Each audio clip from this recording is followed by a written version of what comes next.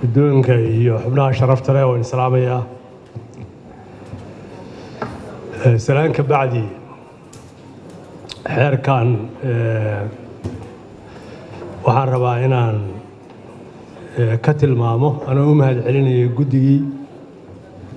soo diyaariyey iyo wasaaraddii soo diyaarisayba haddana waxaan rabaa golaha inaan maanta ku baraarujiyo arrin ay ogaadaan inaan dhayalsan karin xeerkan qaxootiga laba af buu leeyahay afka koowaad waxa weeye inaan inagu cid qaxooti siin karo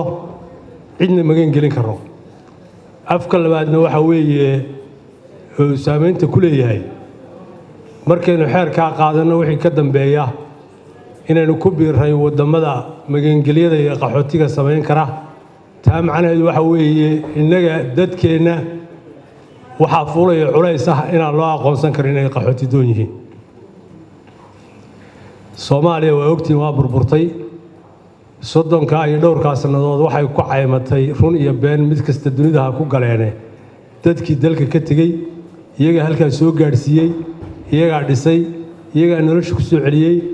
100 xildhibaan in ka badan baa golaha kan fadhida waxaa loo baahan yahay innaga qaxootiga yaman dad ka soo qaxay baa la odhan karaa xaq bay nagu leeyihin qaxootiga kale ee hadda aan ka hadalnaa waa oromada dadka soomaaliyeed inta badan isku raacsan inay khatar ku yihiin dhuldoonka waxaan rabay inaan markaa golaha kan u sheego tiriib hore oo xilligii xasan sheekh inay ahayd baan filayaa teeramkii hore nin wasiira oo wasiiradii soomaalida ka tirsan baa wuxuu tegey waddamada yurub waa ogtiin adduunka qaxootigii meeshuu marayo khaati baa laga joogsaday waa la shireen waxay ku yidhahdaan lacag baan idin siinaynaa noo saxeexa in qaxootiyadii dadkeenna u dhashay lagu celiyo soomaaliya qalinkuu ku soo duugay waxay keentay in qaxootigii dadkii magangelyo doonka ahaa ee soomaalidana culays ku yimaado kuwii qaxootiga ahaa ee dalalka deganaana ay walwal ka galaan in dib loo celinayo haddaynu shuruucda noocan adduunka ku dhowaad 200 oo dalba ayaa jira waxaa magangelyo bixiya dalal 30 ka badan iyo qaxooti 30 ka yar baa bixiya carabta aad aragteen adduunka xoolihiisa oo dhan ma bixiso aasiya oo dhan ma bixiso afrika oo dhan ma bixiso waxa weeyaan innaga oo wiika oo sidaa u jilicsan inaynu mas-uuliyadayna qaadi karin dusha iska saaro oo berinta nin wasiiri halkan ka ordo intuu Belgium tago Brussels tago uu soo saxeexo